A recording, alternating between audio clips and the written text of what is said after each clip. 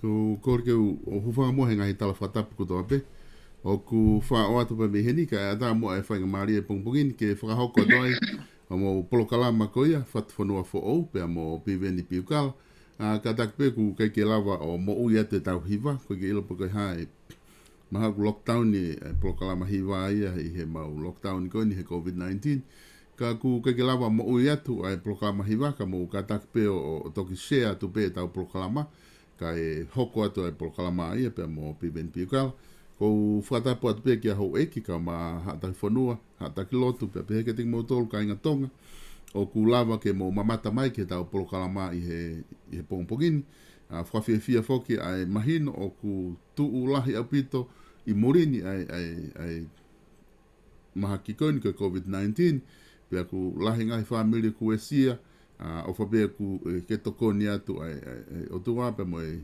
kautoke tāma kau nesi ki hono whakaki ake ki motolu i he kapau mao ki motolu e maha ki whalirifu koini pia ki motolu kotoa pe o ku teki ke mao ki motolu he maha ki stay safe pia mo tokanga apito ko inga teria na si uesia ki motolu e he maha ki koini ko variant COVID-19 i hene pehe pongpongini ko whiawhia ke tata lerei me i tonga eiki piveni piukala ke hoko atu e tau tala noa ko ia ki he whatwhanoa fo ou ai polokalama whakawike koini o kuma o atu pe meheni i he wike kotoa be o whapea kulere mea kotoa be mehena ai piveni pe ku whewheha ke a tongana i he pongpongi fo ou koini.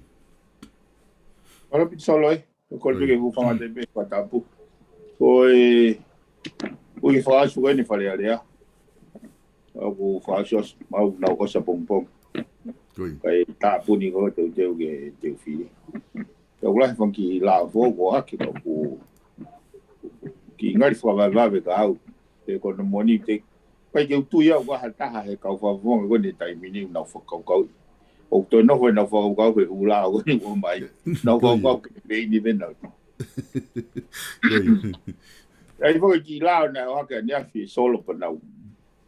Sio ke ai o kuloloto no implication. Ai mungi lao na hake ahoni. Kana kai eu whanongo no tipeti. Hika nau whanongo ke pe tali. Lao ke Fort University. Ko ki lao nau mau ingawa ni awhi.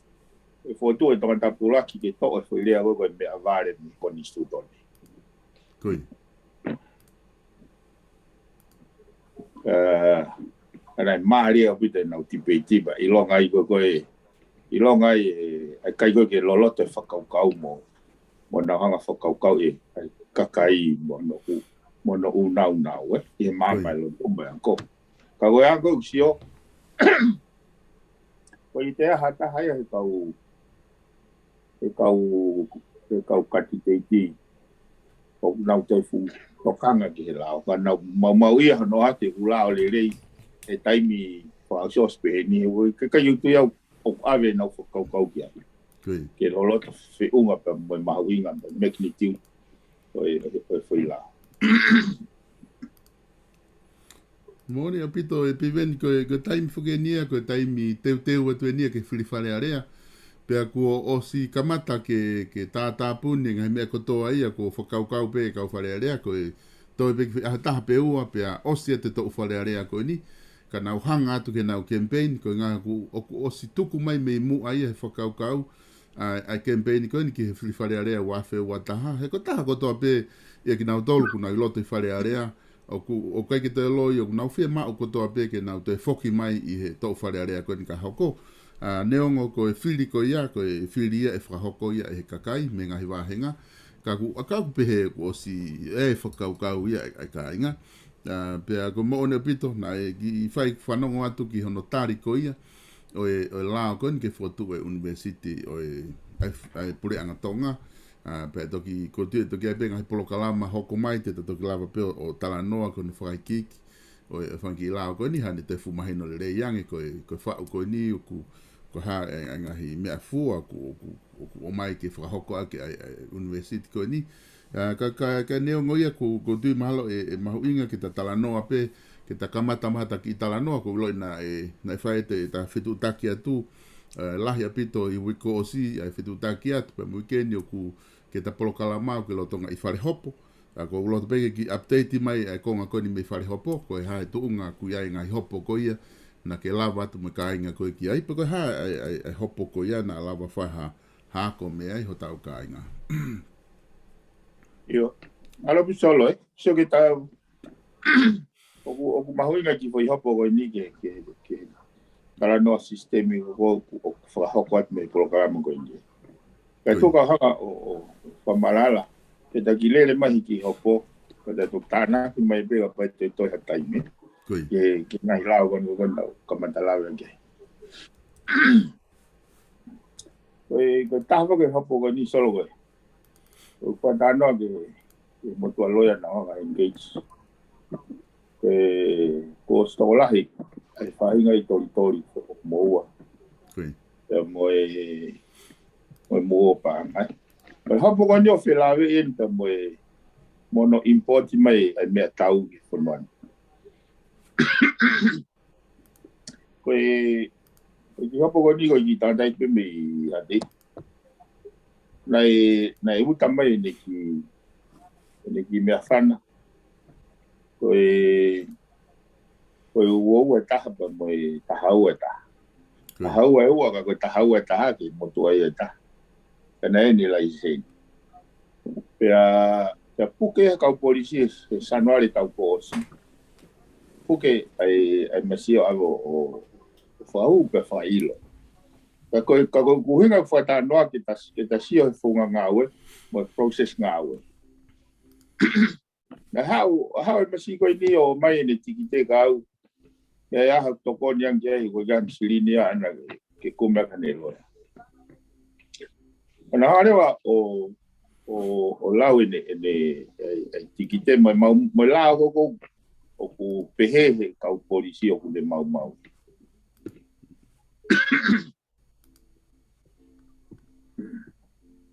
Os ko ya pau alu rewa ki e pa malu rewa ki hopo. Ko hopo na i he wha mau polisi. Ka koe alat ko ia fotu mai me taltalaki. Koe hopo ia ai ke whahu ke wha mau lahi. Pau tāne wau e ke masi. Tuke alu ke wha mau lahi. Ko kina i au he alu ke wha mau polisi.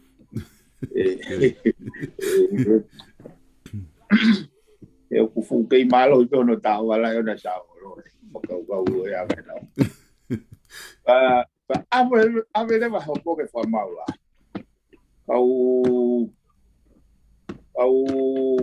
Kau approach ai ko wha mau wani na kamata hopo wani kamata he si sasti. Si tamu ko witen tama palestinian ko wha mau tangi. Ya ko fe mau be ke tali pe ke ne talitonia be tali halai. Talitonia be masi.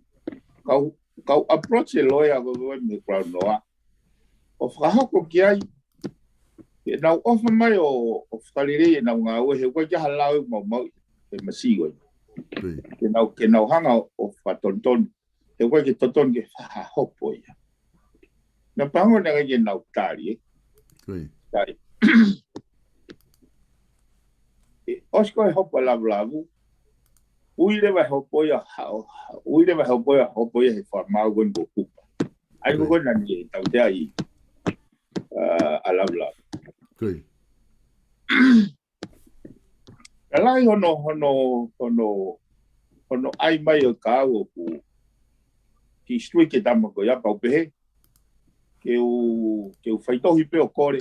Que ne o mai mo ha mo ko que fa ho ngai a vola ai mo ta dai ko ni ati ho pe me pango ne kau he o me ta fo ka a vola o ku hinga ni ha u ga u ko nga ko ne kantite ko ne kantite ke ni de to ta Mana i whakakau mala a vola aia e tokoni. Naka no inga kei mamao a wuna ia ai whakakua lo. pehe wha mau, ka pau te uwhai ne hopo, lava pe ke tukua ki iau, ha whai whiri, ka pau ko unga pehe, koe bright, koe konga pea, o whai mea ke whakalotoa ia, pakai ke me tani. Sai, ko toi approach pe, ko osmo ko ia ka ke tani, ko toi approach pe, ai loia ko ia, ke ha ua ko ia ko loia ke ia me loia ko na. Ka ko kau loia fuken me crown loa. O approach me da tau ke ofa mai ke nau fa kau fa bu poto. O te ke mau ta te ke ko ni allow e ma tunga ha o popo. Kana na wir ki pe. Ka ha pe foi point o fa kau ke o hanga lewa kore ki haloia ke ha upe o presene ke isi ake magatunga ko goe na teu goe ke whaia ke mahopo. E paka ha honola ka tuwa i ke maufua. Ka koe tuiwa ako goe ana i te toni whai ho. O haurewa o kore io. Talamai rewa he loia o ku ni sehi fo ke hopo o whaka aho ke whai aho nima. Te whaia hopo. Tene ka koe uhe ko ngā ko mawa, tene charge mai pe foi aho taha mai koma. Ego foi aho taha fu wa miau. Ai to tonga loia koma. Ya charge mai vai tama taha fe walunge au. Na wa lewa o kore ia ki kau pou pe. Oi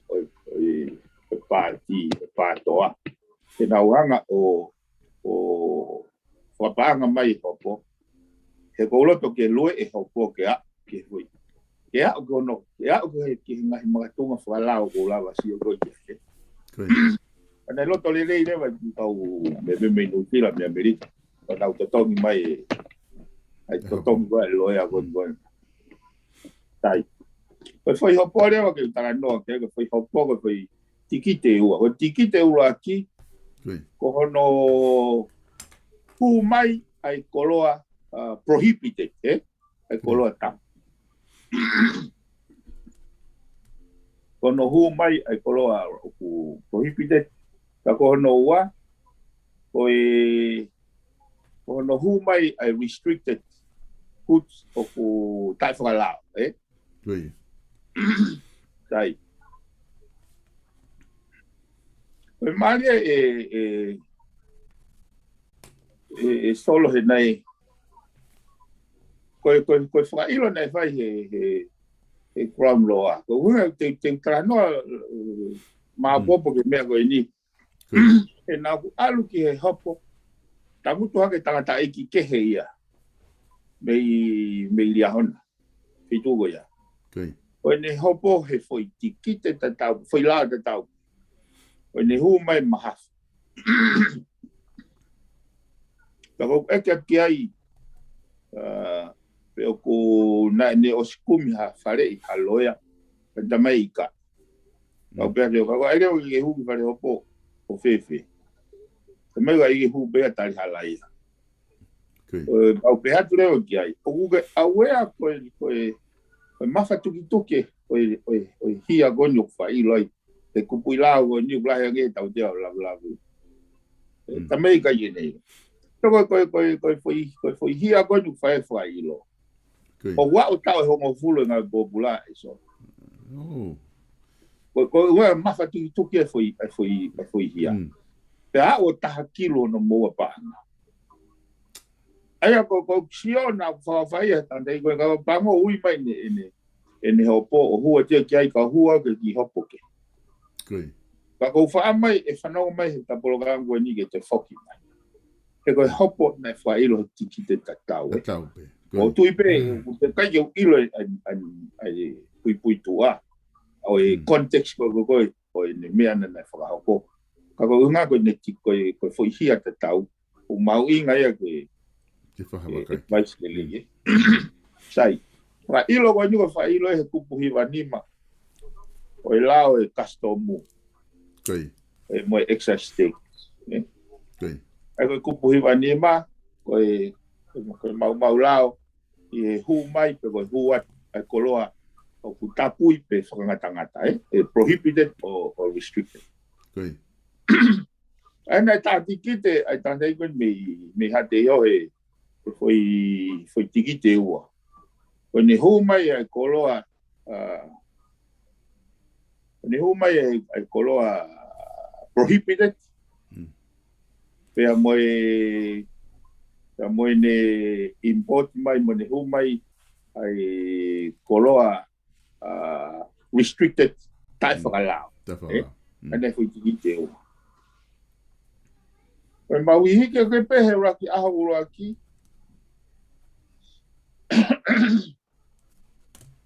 Dismiss e wha mau e raki tikite. Koe. Koe whakalea koe he wha mau. Koe ka koe mea bea nau ku whenga ke kau loia koe ne crown loa. E kono uhinga kono mga tūnga. E te ke toki whakailo ka pau mau e lao. Koe rafa i tikite tānoa mai he prohibited good. Ka koe mea tau ia koe restricted good ia. Ai au kai rewa ki aplika polo ki tau. Koe prohibited goods in kau ai drugs, kau ai mo ngahi mea ke pe ulisi. O si lisi ia he schedule ai lao exercise text. Exercise text. Ai mea gogo tapu, koe ke kau mea whanai ia he mea gogo prohibited. O ulisi mea whanai ia he lisi gogo koe under he restricted. Ai ai ne pere wa koe foi tikite pika ura aki, nei whae tā tikite o ku tai wingai. Ai nei dismiss pe ia he waki aho pe koe na mau hopo, ospeo waka aho pe au e a ka hau. Ta mai wha mau dismiss. Ka mau ale wa ke tikite ua. Ko tikite ua, na mau whatua te mau tori au. We have no case to answer. Ai ko tikite ua ko no whahu mai ai koloa restricted. Na e maulai sen. Unlawful, Sai. Na akiu pe ai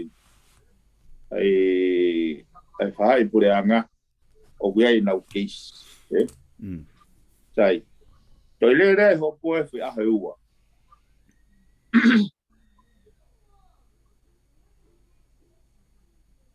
Mau le whi ahe ua te o breaki, te ui mai a whalai te. Ke aha lau ai talatala aki. Pe oku totonu ke hoko a te hopo kono tāti, pe oku tonu e nau tāti ki te, pe oku hala nau tāti ki te, ke nau te o te vivisi te ui siwe. Nau te o mai koe au ke viri ki kihipe.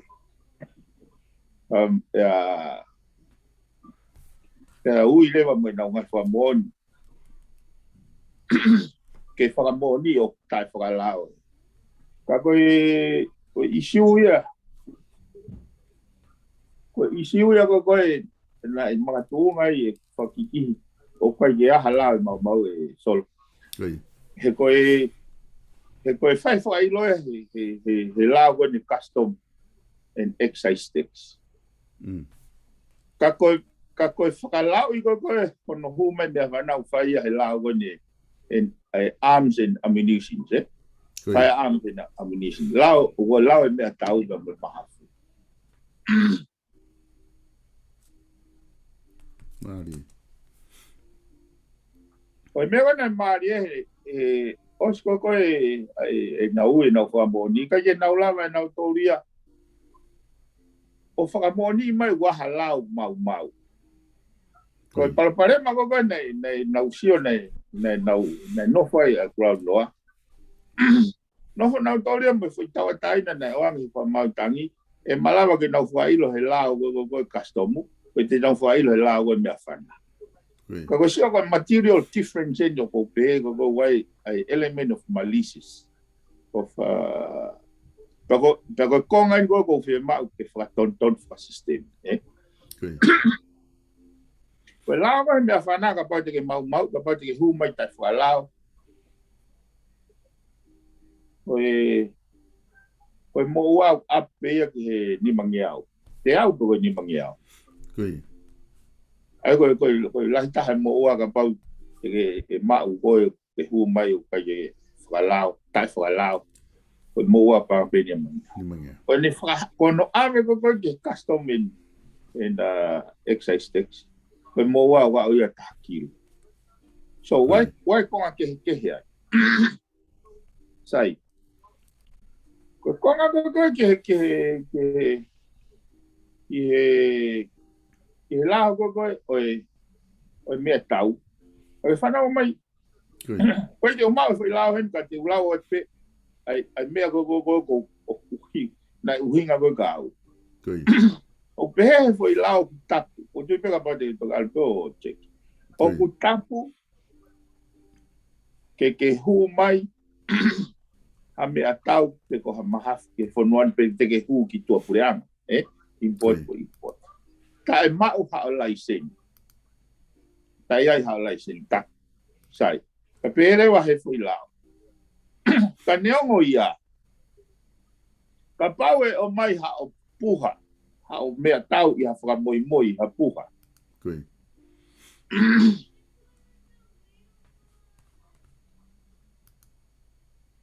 Te eki ai ke mau ha o laiseni pe ko ha o laiseni whatai. Ko mea tau ko ia e tau ia he kau polisi. Kai oua rewa ko mau ho laiseni. Pe au kai ke mau ai lao ia ko ai ko whare ko e lao mea whana ia te au he fui tai ko ni ko whamoi na sen mai ke tandai ko ja te ho o whauta mai ki mea whana ko ana ni os Albert ti crea ai mea go koroa mu mai ne puha o gai restricted kuto ai ko mea whana Ti crea ave que custom officer para não tocar frava leva tu. Aí e NPH ko já lá mari ai que ne smartphone. Aí minha fana que ne fufu. Na ne ti crea pe. Pe ko fonga ngau le vai ko na ma be minha fana ka te que ai hala isen ai consaini. Ta ko ne mai ki ai. E ave le vai a tau e ka polisi. So ke fa matala la lolo tonga hono tau he kau polisi. Dia ke ne mau e lao. E foi mais tonga ia. Ai defense, Hena e kai ko whakau solo ka pau tau pena ne smakol tok mau te kau polisi ku tu ai puha. Na kai ke ne tiklea. Kako sali mo ko na wapi. Pea uhinga le lewa ai whaka ilo. Koe mea kana kai ke uwhie maari ai, koe whaka ilo, lolo tongo ea mui pe, ai matapure koe ni, he mata i tohi, moi whie mau ai lao, ki mea tau me mea whaka. Ai na ane ti crea ke kastomu, pea tuensue arewa, ai mea whana tau he kau polisi, o ke ahon ke tau pe kau polisi.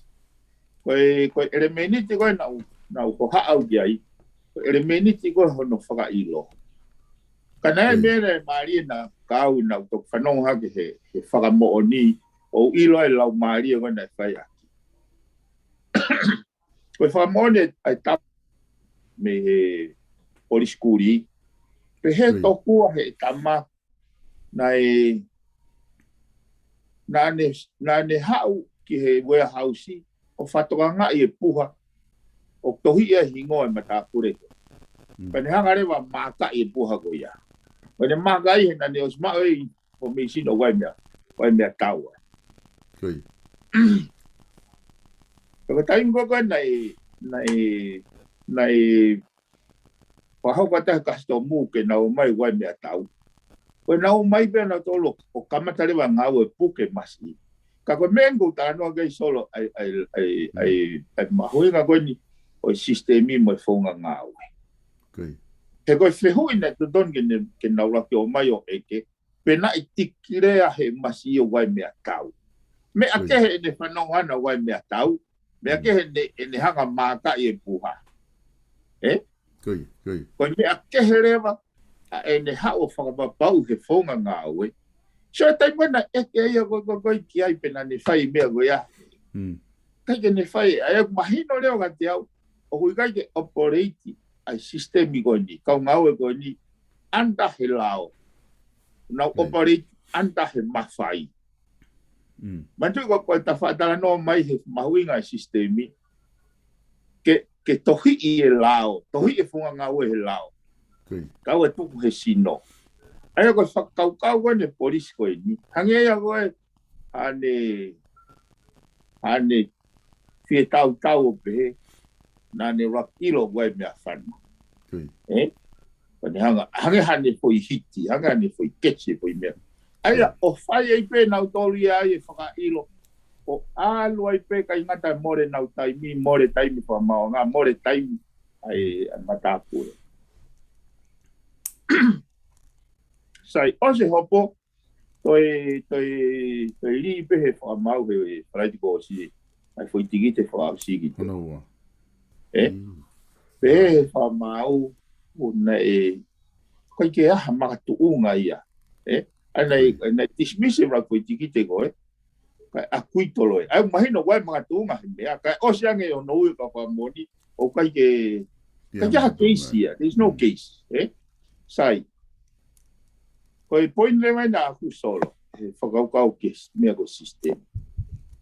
Nā ku koe mau alate pampongi ko tange loia, koe ne tala pe tutuni ka ne eke whakamore.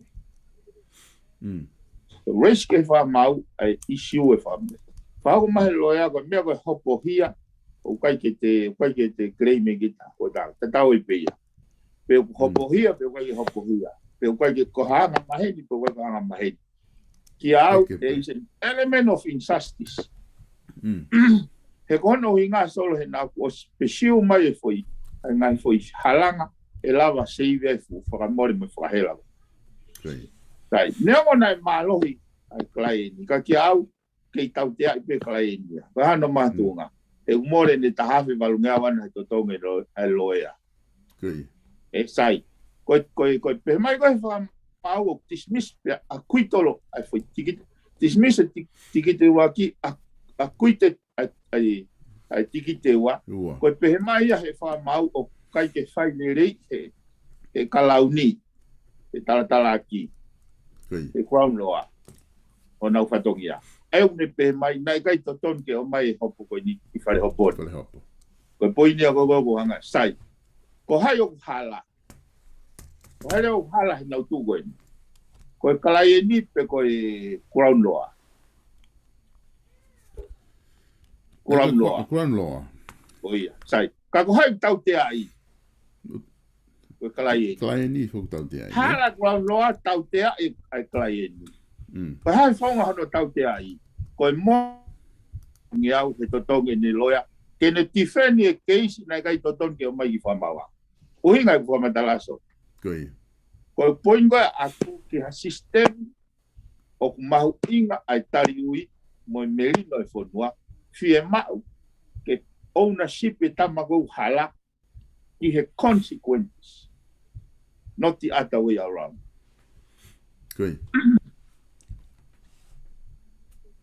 Maria pito e i whakaukau. O kaweni pivene i hopo maho inga au pito o tonu ke waka ke whanong le rei ki ai ho tau ka inga. O ku lahi au pito foki e kakai ia o ku nau o mai ngahi puha me muri. O kana uhinga na toke ai ke tau whana. O mati wai maonga mo ue kakai niko o ki uta. Whana monu manu o he whangapua kakai wā o hua nau ngoue o tamdei. O whana holo whanga manu puna, wai nau kai o nau whamiri. Paku uhinga pe kakai niko koe mea pehe na wanga pena tolki ai. he ai me pe ka ku mo on fo ku pau ke fa la ka ku se ke foi fa kau ku me mari ai fi hopo ai a ko ulo aki fo ko no fa ilo hangi ko fa matala fa ilo ko koloa ku restricted ai ko koloa ia tapu i pe ia ke hu ia ki tonga ana fa ta fo ke ai trucks o ko pe te hatai mia e to ngofu ai trucks hano fa hinga fo tunga ke hu ki tonga ko me tau fo kia o whangatangata pe ai ko ka unga ke ka ulai seni mo me pe ka ngofua pe ko ke pe ke tapu i osi hange ko drugs ka tasi o dai ke hange ko fa matala ki hono hanga e ka launi o fra ilo aki ai koloa ko ia tapu i fra au furi prohibited one ka hiri ko na o silo pe ko ke tapu i fra au furi ai me fana pe ko na unga we ne fa fra aho me fra lao to don ke na os mahino ai konga ko ia Pako ne te au mai ke konga kon hono ua. Ani kona ke lao mai ho mahino i koko konga ko ke fo i lao ko ia me atau. Ai o tapu ia ke fo ke hu mai pau ke te laiseni. Kaka aware ku o mai ku pau ke te hanga o te klea. Pe e tau hirewa me atau ia ko ia he kau polisi. Ai te ke au mai me atau ia ke ako hoto ni ma ke te tae whakalao ai. E te ngau e aki. Pako na kua i pe lau ta mai tau hiai kai whae ngau e whakalao ki hono le sisita mon. Mo ngahi mea pehe. Kai hu mai fo whaka i lo ia. Ai ko whikonga ula kia ko suat ko matua ki mahu inga. Pe ko konga reho no ua mahu inga ko whi hopo suatu. I ho whatatau ko wha matala. Ai konga ko ke totongi, ke tau tea. O te fu mahu inga apita moia ke whaha wakai whaka sistemi ki ai i he konga ko ia he. Ka ko ha mena hoko ki hono tau tea. Na e tari whaka maonga ke nau fua whaka more pena ki o pe ke whaka hu pe kloto te ke mahino mahatari. Kai ke nei hangarewa he wha maonga pas ke kuram loa ka hana ula. Pe pego he kuram loa e ma tok malawa ke toki hopo i civile na utolu ia. Kau kai ko ha kai ke uilo ko ngai mga tunga whala bu hanga mahi ko me whaka mauanga. Ai kai ko i he criminal case. E kai ke te lawa o eke te wha more ke whahai ko e whailo. Pe whahai ko kuko. Ka koe uhinga ko aku ia. Uhinga aku ia ele menit o tali ui ka mo e fairness. E koe uhinga fo ke tau whamauanga ko justice. Ke tau lava o mau ai whamau to tonu. Kai lava mau e whamau to tonu ka pau kai fair. Koe ele menit ene unfair ni solo ko wingo i ai. Eu tonu hia au kau ke ngau popula pea. Ko ngau fomo ni ngau popula ai more e tahafe waru ke au to toke loya. That's a form of penalty ke au. Peko ngau popula peko ha. Kau kai ke tui o fea foi tafaga. Mahalo pena huinga pe solo e whole position goi ni. Hena o special e foi whakau ke utala noa hanga ton ke kaulo e a whakatatau ke matai tohi lao. Kana whaamuau na motivate ai. Ke unga ke ne hanga o wha i hafo i mama. Ka kimo au nau whai tutu unu. Ka pango na nau whamamahu i pe nau taulia sol. Nau ngau e ke mawhai, nau ewe whai position ko goe. Ka kau oata whakau kau ni solo. O goe la kurau loa, kau loa goe ya. O nau wahe e tau tukhau. O koe wahe ke nau mohe. Koe wahe ke nau whai nau ngā ue. Koe nau whai nau ngā ue ke tau tea e kakai. Ke whai nau ngā ue ki he lerei e kakai. Pea tau tea e kakai o whai kovi. Pea nau malu e kakai o kai tau whai kovi. Ka koe keisi koe ni solo ko hanga o pehe. O kunau ngau e nau tau ke tau tea i e kakai o kunau mui he lao. Ati kunau tae whakahoko o nau patomia. I hene pehe mawhatuki lewa. O kehe lewa anga i whakaukau. Ki hataha o kuwahe meho o sirini. Ka koe uhi koe ne tae whai eia hono whatongia whakaprofessionale. It's a professional obligation. O uiku ai o tau tea i tonu hia ai matapure koe. Ka koe mea kou mau hokat mau whaile matore civile. I he whakaukau tu koe ko atu. taha ngai mea ko pesio e ngai mea ko ni solo ke ne tapu ni hange ko te hange ko ni hange ni ha ata ana waka o ai luo ai ko pepes leva ko kilo kai ke tapu ni ke o na ha wa taha to ai ko anga ko ke o to fo mai hata i foi hala ko ni hange ko tanga i ko pe to ave pe he ko no ave fa mawang o iku more ai ni sirini kai ke o monuia kia o monuia mata pure ko ni na oange ai fare mo to kon fogalao o mo fogapaanga i hele reita ko anga foga pa na ke fo mai mata pure ko ni ao pe a o pe ke hane tunga ko ke ne la vai a to tong hane loya o ke ilo me ko na ne me vai ko ne alo tali halai koi pe no forever ai ka uia ko mata pure ko ni ia i he mes pe ai fa mau pe ko ui ko ka ia hane mahino i fa lao ka ia hane hi fa pa ko me pe i ku ki ai fa no ki ai ko ne alo ko ta fo ke solo me ko a ko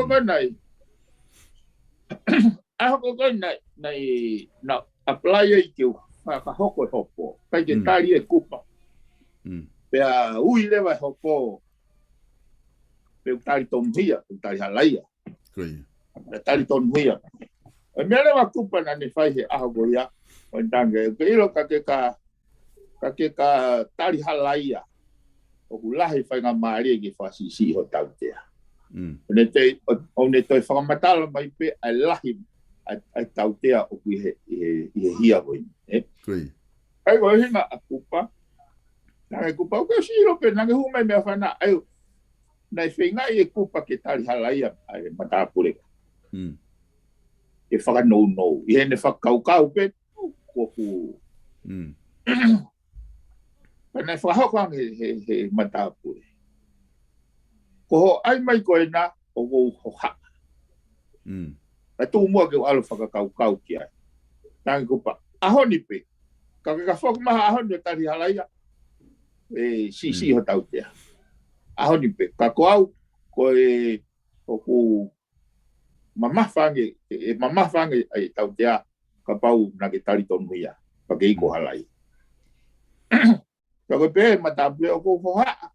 O hanga ko mana wahe o hanga whakahoko mai hopo.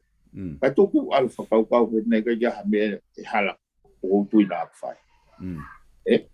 O mahu malo jitua o nang kai e te whoki. Tari tonu hia tau he wai ta makatua wala. Maha o rewa goia mao rewa o kumi rewa ki loia. Ka toki kore rewa ki kau pou be me i muri ke nau te tongi hanga tonu mai ki loia. E peo me tafe wanu. Ka ko whamano ai pe heni e solo ke. E hinga na nau whi lau. He nau kai ki uhanga whamatala i hopo. O pepe wai hopo o mahunga ia ke lue. Kung nau mui pe he tapolo kalama. E mahu inga e sistemi ke whatonton.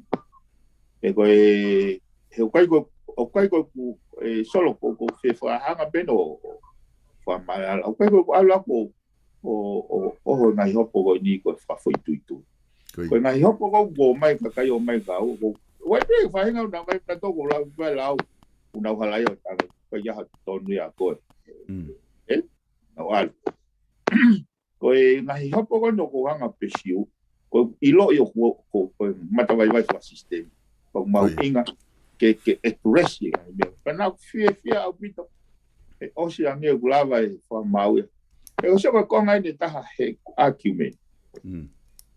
He kai ke lava kwam loa ia po prosecutor o fra ilo ai case ko ni i he lao pe custom. Ko pau ke mai lao me fana. E na kau nga ue he ko foi system ia. O talama he custom restricted o talama he lao me fana ai foma ke fra lao ia ki. Que titemen pe lawful pe unlawful. He kai ke lava ia o titemen pe me lao custom. Ko pau ke mai e lao me fana. Ke ne hanga tok tala mai pe lawful pe unlawful. Ai fonga no important. Aí agora foi imagino na wanga o fatonga na imagino que fa mau que imagino que quando fa ka pe quando ai te na fa ilo ake a customu pe ko na fa ilo ake a me fana ka ko uhinga ga aku ko asna malícia se fa ka wa polisi te na ma va me fana o fa ilo a customu pe ga no uhinga e gula yang e tautea he mo ua ka pa mo ua he foi ia go he foi la customu ego ko sio ai mau inga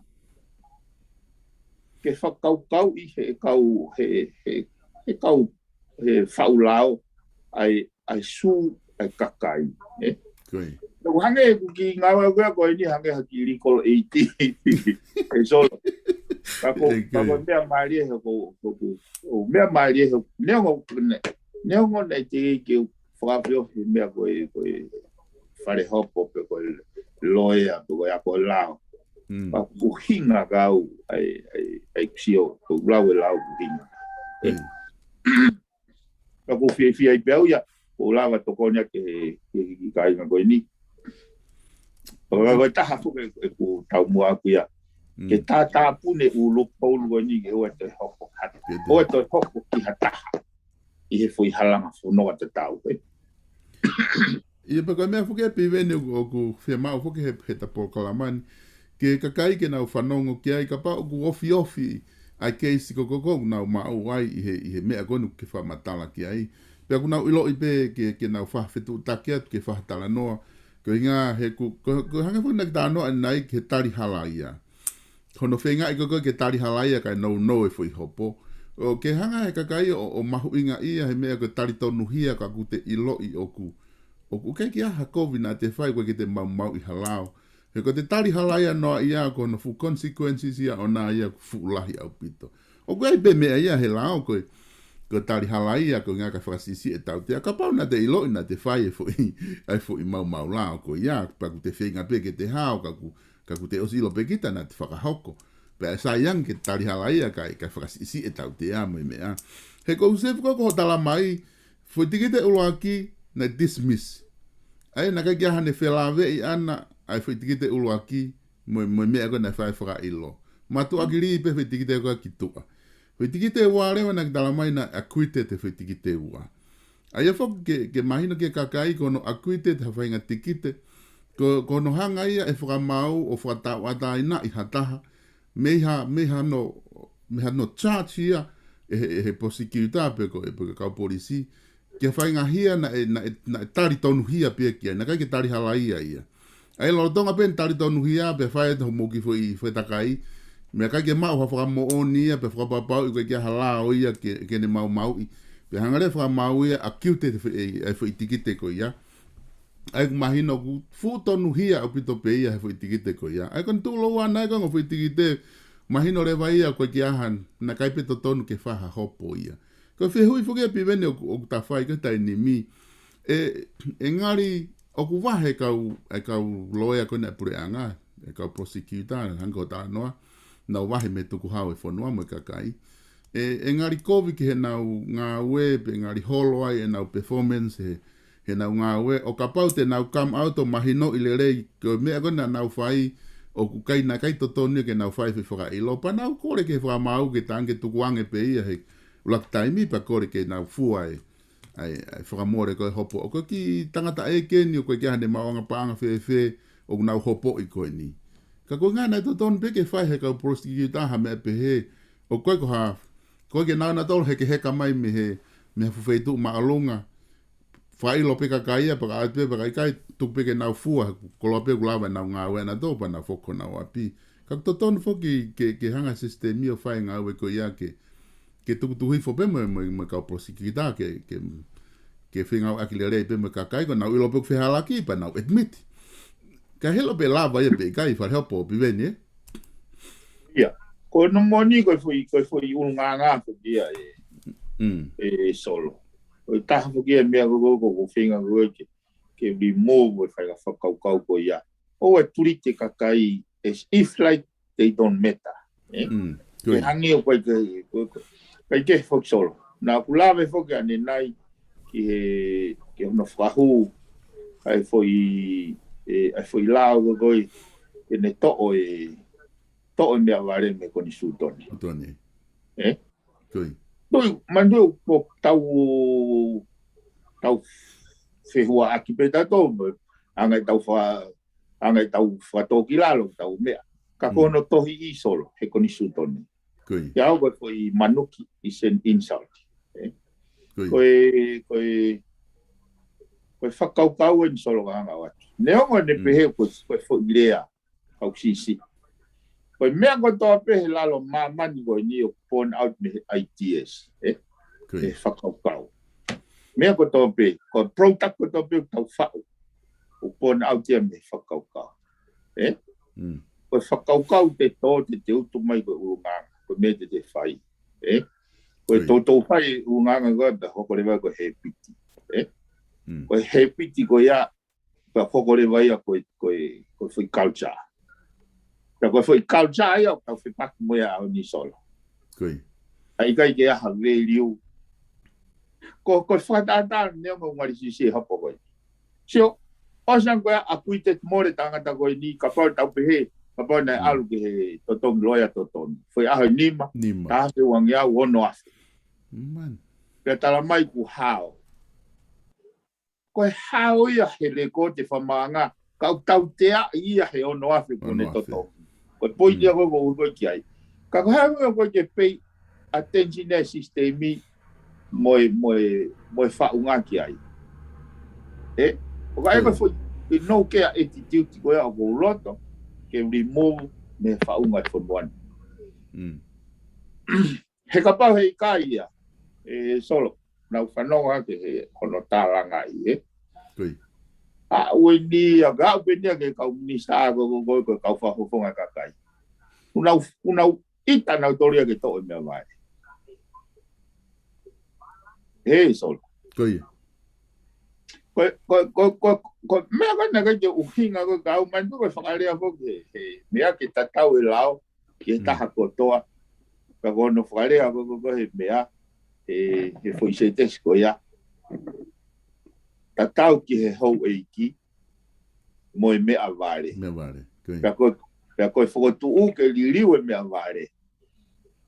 Oua te kei, oua kei ngau e ai kakai e whanua koe mea vare. He koe mea vare koe solo. Ka pau te ke hohi ho whanau pa ke tala mau peka nau tolu koe vare. Ilo e nau lala hea ke. Te nau whai ai mea ke tatau mo nau hingoa. Ke nau vare. Koe o whanau I he whoirea ko ia ai behavior. Kono tau whai foi behavior ko ia hokorewa ko foi he piti. Kono whai tau whai foi he piti ko ia hokorewa ko foi culture. Koe foi culture ai tau whenga ke tau vete he aoni. Ai attitude koe ki he mea vare. Koe foi konga whakaata mai ia solo. Koe konga whalau maari solo ka pau te ke hanga o ka pau te ke hanga o whau hao ki foi product. Au behe o kua hao whainga product. Ka hao hataha pe mai koe product I ware ena. Ko iu ta kurieta te ke ongo te ke roto mamahi. Te ke ongo manuki I koe. Koe koe product I ka koe.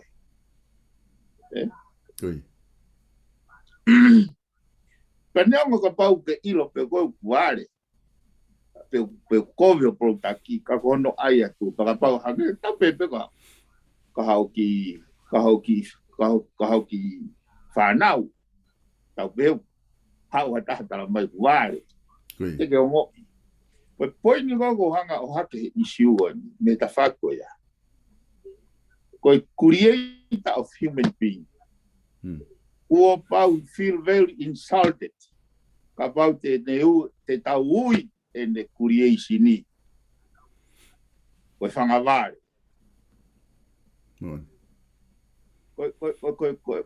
Kono o mai koe oi whaunga tu whakaholo. Lolo tongo iana e whatuia ki mua he lot whakarisiani. ke mo ui whakataha mo tainu. Ka kaha lo tu mo ako. Awe masi solo yo ila buha me to tonge tau te fai ke kakai. Mana mo de lau go ka Paula. Go Paula ko pita. Ela go ka pita. O tau o tutuki kai tutuki fa fo i tau me. Ai ke ia. Kai ko au solo na kai ke tari e fare ale ania. Masi ka me to tonge to mama fa he kakai ke fi fare ale. O tau ila tau fa foto nga ke o tua pe ko ha 80 po ka ha malunga ya kita ku ha pe mo ki polo ki kato polo ham o mau tolu ke na ngai fonua o sai pe e te li lalo akita ilo no tu i mai ko distuto ne ko me avare al kakai ya ko manuki ya loloto a fungi ya Kaya ngata ya fahinga he protaki aria ke create protaki ai fa nga fungo ya ka fuke ne me solo o lau pe mau pe ga ko mo emotional ka ko tano a he mama ka fatu itale vai he tai mo tau sa ta ki mai mana tu na ta fa no mai ki mo ka ke malava ke ko exist ai fa po uri mo mama ya foi space ta ia foi tai patau. Ko tau mau ki mua te ke hake mai lot whakaristiane. Ko aho e tūna pe kia pato i tu. Ko tau mau e ki mua alu e tu whaholo ungai whanua. Ka ko hamena e hoko he hulu mai mama e lot whakaristiane. Ko hulu mai mama ko ia ko si supe tahina kai ke lava e heri mo se e tesi o puke ia i lalo whanua. Kana te tu me la fonua ke mahino ka ke ngata anga tangata whainga tangata whai toka. O nau te o ka ke ngata o mo ui whai toka. O te e mo ui i tāniti o mātuunga. Ka tau kei neango kātoa e mama ko ia sol. O tau kei tui pe tau tolo, tau kei o mai pe tau tolo ko whakapūri kona ko exist. O ku eke me whak biveni he ni heni. Ko ngā he tatala noa koe ni ki he mea wāre. Pe koe haha fo i lea te tau whetongi aki e mea wāre i he konistuto ne. Ongole rei ko mana tui pe. Ai fo i lao ki mua na tatala noa ki ai he i hono lao. I hono ai koe fo i mea koe mea wāre. Pa ke lao mai fo ke whakapalangi. Ai aku o ko mea ku maari he ku mea wāre he lao whakatonga. Pe a komonas pe ia he lau whapalangi. Kana aho ia koe na ke lau mai koe e fu i lau. Tika fo ke u whakakau whewea ue ke fu i lau whapalangi. Ka ke hanko lau mai komonas. Ka mana ke lau mai koe pe koe hawi fu i lea whapalangi. Pe koe stupid pe koe hawi i lea na ke hanga o whetongi ake komonas. O whetongi. Koe kuhinga ake a whetong. Mana tui koe rea whapalangi. Koe rea whakatonga o raptohi. Ko ia. Ka tau translate ia. Koe mea ware koe idiots. Ko idiot. Ko fu i lea ia. Ko mea ware ko idiot. Ko pake lau mai ko koe e fu i kup whapalangi. Ka peke u whakaukau le rea tau ia ke peke u follow hui. Ko te tangotu ko lo tonga whamatala ko te whakaukau le rea tu. O ku ke toa komonas ka ke whakahu e koe. Ai idiot he fo i translate whapalangi. Ai ko ita wei. O to don ke liriu he tau ko distuto ne. Ko liriu whapalangi ke follow he whakatonga. Pe ko liriu he whakatonga. Ke whai mo mahino. Pe ko liriu he whakatonga. Ka pau ko komonas. Mahino pe ko kakai. Tu ke ka pau te aha fo i rea whakatonga ia. Ke he me kakai. Ka to me avare ia. Hangi kona kuke. O kuke tāni. Ka ko mea ia ku eke mai he ni. E solo. Solo. Tu kau hanga ae te mea koe. Koe. Na tau kei ako pena e koe rea ki he tui rea ki he oiki rea ki he ha. Koe. E koe rea ke kakai ke tui ho eiki pe mo e kakai. Koe ia. Koe hae unau tau toi fihi ai te ai kumi rea. Koe. Koe hae unau ai tau toi ke tau toi kumi rea. Koe hua mea mare mei whee solo. Koe. Ai ko hupe fokia ku o ko pe foke time la hia ku hanga be kaka e tau tolu ia o tu ku fo pe tau tolu ku hanga tau aki mui io ke he ia solo ke he Oia. fa ke bui te anga tau folofola to ka tau bea Oia. o ki polopola ha buen ka ko lo ia O fonu e kiki, solo con poini Oia. tukuange tangata ki ne tok fai fra ki aki mui Oia. kai o mai tiki ni ti e fa o tua fo tu e tau konistu tone Oia. simple ko ha mau ai ha me tau tu hi fai ai ngei ai tangata ke al hi fo o ko me avare o ko no fes kasi ne me ko vi solo O te komi ange dia iti o tiko ne no. ko poini a solo Oia. poini ko tau tano pe he vare o tau tano tau to he level way beyond Oia. ko ha na ke Oia, we. Ai kapau e ngau e ke ure pehe pa. Ana to tonu le wa ke tau pehe ko tau ngau pe me vare pe tau pehe hufanga fratapu. E kunga he kwa han tako kwa no le tatau na ia me vare ku. Ko ko to tonu ke ngau e aki e to mo ne apitu to tonu ke. ko na ma we fo ko nga tai go ko tai mo na tai pe to ai ko kai pa na wanga vare tau ye te na to ko me vare Ia, we. na ko ini au solo ko ile au me mauinga me fanau I fakau hanga fakau fanau ai te behavior fanau te habit hanga te habit te fanau I ungang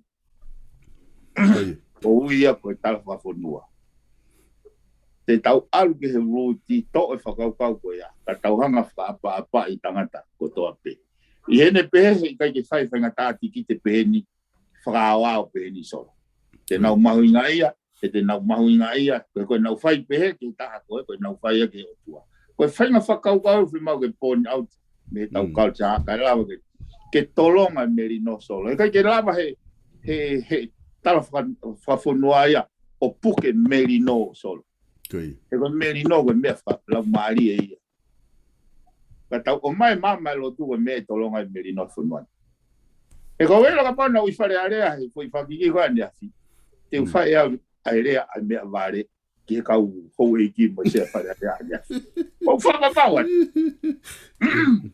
Ai ko ne ospuga ne afi e tamba le he ngongo na taki he security e fa fofonga ko ni tu me pare area ma vai me lo muita security ka mahu inga fo ki vene tala no ko ni ta vai ko mana te vena e taimi ko e ki mo ke mo ye fine ki na e me na fai ho ki fo ha pe au talange ki ai ke yo talange ke tuku apito e fai nga siri ki anga siri ko e ko foi le pa ko siri ai ko hinga fo ki ai ko tuku fai nga covid ko e happen na ni tala mai le ba ke o te nga u ya ke fai nga le ko ya ko talange pe ki ai tuku le nga ta pe ko tuku me ko covid he kapa I kai hangi ko lau e tupu hake pe ia o ku tene pehe pe ia ku o ku stupid pe ene mea kotoa pe na ka hiri ko ke pehe ia ko ka ku tauanga fita te whainga mea whatonga ko ki tau ki ita hake pe ku ia te tau ki whana to ko ku ha mo ha ka koe ke sai he ka ko mahalo ko no ui ko tau tolu ko mea vare te tau function whaka mea vare ai pe tau tolu ia ka pau Aia ko tu ko ni he ka leo ke te lava fai fo ilirio ko o si tuange fo ilao ia me fare area Eo kai ke ma ka ke lava be a fa hu ke te fa ilirio te fra ho be ha taimi he atai koi ka ki au unless ka te ata fa ka ko so unless in antilo remove that me tau ko ni tone ke tau te la to ilirio tau whainga unga whafonua. Ai si o lalo ke kakai. Asi au pitoia he tipete kau minister anefi. I longa nau si o lalo ke kakai. Koe jaha foi tigniti e tahai kakai. Pea o mai reo ngahi uhinga ia koe aki mui. Tukuange whakaki mui koe mea whakui tu ia. Koe hono brand ha whainga no whainga hingoa o ha whalukunga kakai o ko kai ki whakapoto ke ui na dogo whangamea vare. Ka kukulau e pibeni ko kabineti o toko tahaua, toko tolu pe kau no pere, hou ek no pere, pe toko hiva ai ko kakai. Oi. Kakai. Pe ko taim pe ko o se fili ko ni fai ko ni fili novema, pe ka paka ki te hu katoa hiva ko ya, to ore vai pulu ko minista, ka nau tui pe o nau, ka tau tui pe tau ki kofta tau pe mo tau tolu tau kakai katoa pe. Aia ko nau fusi o lalo pe he ko i fale area pe os pe ko pa nau te foki mai pe o tau mea vare ko toa pe he os ko novema, ka ko kuinga o ko haukamo ku nau fai nga ulunganga pe he ka hili ko ia ko kakai pe ki nau tolu. Ka lahi tahe tau kapineti ngai ahoni tau tau ririu ko kakai. Dai me na mari solo nesi. Koi. Ano kai yo hanga o boy na walo ki fanchi. Fano me na ia foi ka minista ai to tolu wa me to fare ta gola na to me talo. Oh. Kaya na pe mar to ke na palo ti eh. Ona mo ni solo. Lau mari e ko whakakau. Oi visone pe ko pe toka whakakau o hono whakautua o mea. Ke tui he taki e su ai kakai. Sua masiwa. Kai lava ke tau whai tutuni lelei. O ngo whai tutuni he o ngo. He koe mana tui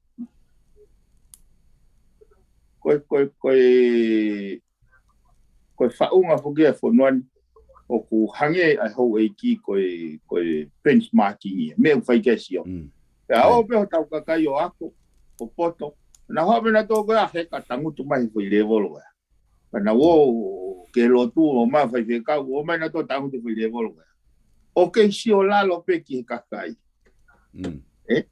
Kai ke o e ako me lotu o mai o whaka mamai ai foi vanu go ya ke tatau he ko hano nga he ko I miski na tol o whakatupu o pere tui ka no I mata e o tua ko poini o no fa mawinga ia pe toki me a ke mandu go tana to me ke ne nga we ana ni tale ni te ave o tua ke ne lava nga we ke ne to whakalakalaka e ne iwi wha ekonomika mo ne iwi wha social ka kohono ngeia mono tatau o kai ke maulalo ia e kai ke pehe ke masiva koe pa ke alifo koe o kai ke te hao mon la ya pito e pibeni ko tui mahalo ko tala no mau inga ia ku lava ke whahoko e ahoni I he konga ko ia ku tala no mai I he konga ko ni tata fito mo e apongpong foku ta punia I tau whare area pia kone osia e nau ngau whare area ki he nau temi ko ni ai pe nau hanga tulewa ke whai a campaigni o lere ai ki november pia ku tau whampe e au ki november e hanga e kakai o whiri mai ha kau whafofonga le rei au pito ki ho tau whare area pia ko hai pe ko e whiri mai ko e hanga lau ko e folfola e dui ko kakai ia na mo loto mo whiri ki ai ka ke whama popo mai pe ka pau te aha mea te ke whimau ke whama popo ki ai ta tāno he ahoni ka toki hoko atu he wika hau mo ko tui e te e ai pe mo ngahi mea fo o wai te tatalawa si o ke ahi ngahi tāno sistemu kwhai Io malo bisol ko tui ko si te unga beni ta imi koi ka toki hoko atu pe tau he wika hau mo ngahi lahi pe whanki I hopo kere ko ngau ia I taimin. Wai ki whai hopo tang, whai hopo maari mo ia ta. Ka ko uhinga engage o mea ni ke ulawa mahino ai issue I sistemi o whemau I whakariri. Koi. Ai ku hange pe piven ko mea kono ku o mahe ni ihi ko ni ku na eke mai o kai na kai uhinga fo I lao ya koni ke to me avare ko unga ka tau finga ke tau fata tau ki ho equipe tu ku hifo ho eki ka ko hinga pe ke faton tonu ai fo idea ko commoners ko kakai ke ngau e pe tau fo idea no molo ko kakai he tau koni toni Koi. Kai ke ko no moni ko toho mai fo ke ka me ko ngai uinga ko ya ke whakapulo i aki. Koe foi ni riu ke to be me vare because o une manuki e whainga tangata. It's an insult. Well, it's an insult ke create tangata. Tangata. Koi. Papa te tau hanga o tange o tua ko whakatupu koe whangaware. How do you think? Koi. I mean, ke ko wanga whakawau ke whai mo mai lo tu. Mula. Ko umea fuke nea una to mai ko ni ko umea ko ne nga matu po laki. Ko anga ye no fo he va ta na pe. Ure pe malo. Ka o spasi mai me he.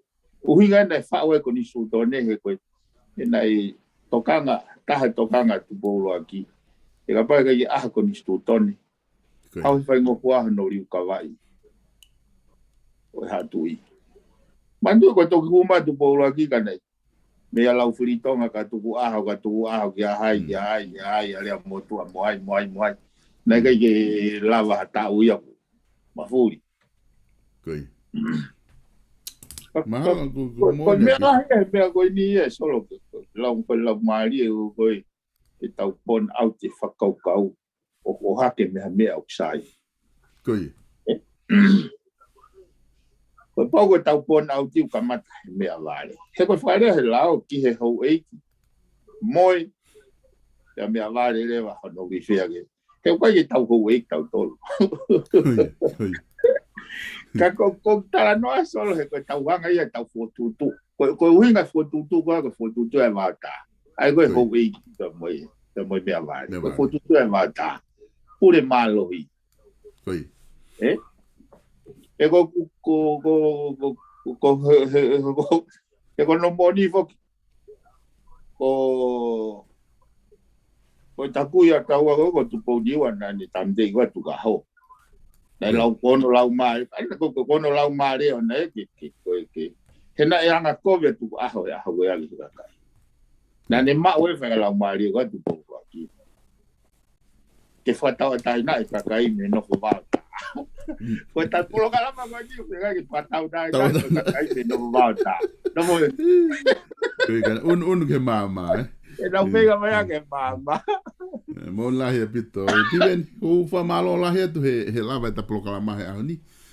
Ko kono le rei pe foki ko tau kai fa nongo ko nga ka pa ku fu va vedere tai mi ko fa nongo o va pe ko osi tau tai mi da to. Te me mai be wika hau e te hoko atu pe tau tala noa ai, ma whinga pe he wiki ko toa pe ke ua ri aki e tau tala noa. Ka malo apito piven, o what ke te koe mo ngau whai tonga na, kata toki whilonga ke wika hau. So, malo so, o wat? Ia, o wat. Koe lava e tau plokalama ko ia he ahoni, ai what whanua who'ou pia mo piven i piukala ki tonga eki. Whatanga pe ka inga na e ongore rei atu ke te ki mautolu. Ai tau proklama, tau fia pe foki koe ngai whainga maari o ku kei lava a piveni o tukumai ke whahoko ake tau proklama pe me i he wiki kotoa pe. Ka ku hangeka lau koe mea bea ku wau kea tau proklama he ahoni. Pea kua maalo, kol wha mori mori atu ka te motol ka inga ka pau na iaha ngahi lea na e kai ke tōki tua pe ngahi lea ku kai ke whiunga mo e nofo, pia mo kataka whamore ko e polokalama aina ku tuku atu, pia mo e anga e viu ko ia, ma kai kiai a piven pikala, pia mo e whatu whanua who'ou. Ka tau tok hoko atu i he wike ka hau, i he tau polokalama ta tau pe, ko e polokalama ko ia tufunga whanua alo au, ko e weekendi, ai ko lere polokalama ko ia, ku lere he wike wha, pia malo olo rewa he wike hono nima, ke o koe fuku me whatongia ke he kua hoko he palofesa to e tāsi si o laftani ai e tene whai whatongia koe he wiki hono nima pia hoko aturewa lere fo i wiki wha pia malolo he wiki hono nima ai e koe anga ia e proklama koe whatwhanua fo'ou koe wikeni koe wiki ia hono nima ai malolo ai kai tok hoko atu i he wiki kahau koe proklama koe toi koe pongpongi e foki mai ai proklama ko ia ko e i kare wakai i he universi ai e whakahoko atua i he taimi wha e whiawhi a pongpongi i taimi a New Zealand Pea taimi o no rewa, ko e polokalama langa whanua ia a rei mātua. Ko e mei osi foke ai mahinani a hoa ni mai. Ko ne osi koe mahinani tāpuni rewa le sisita o e kau kantiteiti. Pea mahino mai rewa ko hai ai kau kantiteiti ko ia ki he whare area. Pea te tautok wheinga re vai i he mahina katu September ke kore ki nau tolu. Ke whaiha tala noa atu pa mei heni, ke anga e nau kawinga ngā ue ki whare area, mo nau whotu tuu, ko e koloa peke o atu ho nau re o, ke te ki mō tolu. Taim tatau, o ku o whenga pe i he tau Facebook, i ai Vipon Media, ke kamata hana o atu, tahataha e kau kantiteiti, o kai ke uhinga o atu, ko pe he ka kantiteiti aku, o kwhiri he Viponi ke nau huku whare area, ko o atu ko kau kantiteiti for all. O os mahino pe ai kau kantiteiti lolo tonga, ka te taula kamata me kau kantiteiti for all. O atu aneafi e kantiteiti ko mbere amanaki, aia o ku ne tala e campaignia mi tonga takfitu. Aia te ma o atu rewa he ahoni e kantiteiti taha. Ki nau tolu koku os mahino mai, pe te tau tari e pe whakangongo ke mau ko toa risi, pe o atu katoa mo nau ngahi ngoa. E matu ungai, ho mo wakai, ko hai ai kantiteiti le lei taha ke hu ko ia ki whare area. Kai ke, o ku whamaro lahi atu ki he tau kau sponsor. E kai ke ngalo ai kau taha ko ia, ko e South Pacific Loans. Ko e South Pacific Loans, ai kau taha finance o kunau toko nii. Ai ngahi proklama ko toa pek whahaukat me heni ke lava o whahaukat ke te mōtolu. Ka ona ngalo e te ki mōtolu ai ka tahani. Whia mau no ko toa pe, me he ngahi whia mau o kumo whia mau hapaanga, whakawawawe, pe ki he no, te ke lava o mau atuia pe me he South Pacific Loans. Ai ako, ko nau ofisi tu i Manuringa Toni, pe he whoki ki Cavendish Drive, o kue hana ofisi ai taha, te ke lava o whetu take te ki nau tolu. Noa walunge au, walu, hiwa walu, walu. No walunge au, walu, hiwa walu, i he South Pacific Loans, tala noa ke sitalik tupou, e lawa o tokoni atu kia te koe. Koe kautahalanga koe Faustina Construction. Te ke lawa o ngai whia maulanga ko toa pe, te ke lawa whetu take te ki nau tolu, i kautahaini i Loto Amerika, Pitu taki ki a seone a Hokatonga i he walu noa taha, hiwa whaono, hiwa noa taha. O whalao anga ki nau tolu, i ngai ngau e munau whai, pe te ke lawa te nau lawa tokoni atu kia te koe iha whahinga whia maulanga pe. Koe page fashion, koe kautaha wala koe ni e ka inga, te ke lawa o mamatai e nau wala, ihe e nau website i. Koe website i ena, tap.pagefashion.co.nz. Kautaha koe ni o ku inu usilani, me tau ene taha ene lere, hono whahoko, hono oatu, e ngahi staila ko toa pe oi wala. Tatou ki white hoa ki whawhine, te ke lawa o whakatau hawhahinga te unga pe. Ki he tau tupu, ke te ki mōtolu ko ia, alu ke lotu, ki mōtolu ko mō manako he ngahi polo, pa hula, ma ngahi aloha, te tau pe ke te koe, pia mo hohoa, te ke lawa mau atu ia, pia me pagefashion.co.nz.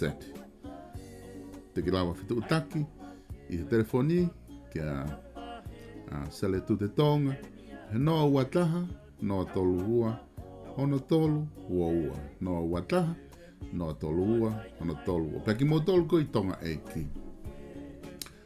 I mahina ko September e whakaawai ho mawaa i tonga. Aia ko e whare koe ni e tu ia i loto nuku alofa, me mei hanga atu pe ki he marketi. E tuku o atu pe hono tua sila, hanea o atu kiai, ulo tonga whai hono a ngā aue kiai, ke whawholau atu e ngahi wala koe ni ki tongana. Ke ona ke te hela e he ota mai pe ke tari ai ka te o atu, te ke lawa pe aloha ke pe kiai o whakatau ai, a o fia mau wala ko toa pe. Pe mi he page fashion i tongana I he mahina ko September, to e peha wike ua, mahalo pe au ki ai. Ko e whao si, mahalo ko e kotoa pe ia, o e mea ku manatui ke o atu pe miheni, mo e wha malo lahi atu ke te mautolu, I he lava ko ia e tau prokalama, whatwhanua fo au, ka mautoki mea mai, I he tau prokalama ko. E tui ki o tonu ku alofa, whakaraha mapa ke mohonia, o fungani he whakaotusia, kukua ia ana a ke lirika, aue ahe, ai tawake, tawaki ka fo, e a mola te, peita talo, takau nohe, koe eki aki, esi upe, aue ahe, ai tawake, o kapahe, te tereniane, taula maho, velenite, koe whai ungaia, e tue, aue ahe, ai tawake, tawaki ka fo, e a mola te, nei tatalo, takau nohe, koe eki aki, esi upe, aue ahe, ai tawake, o kapahe, te tereniane, taula maho, velenite, koe whai ungaia, e tue, Wai!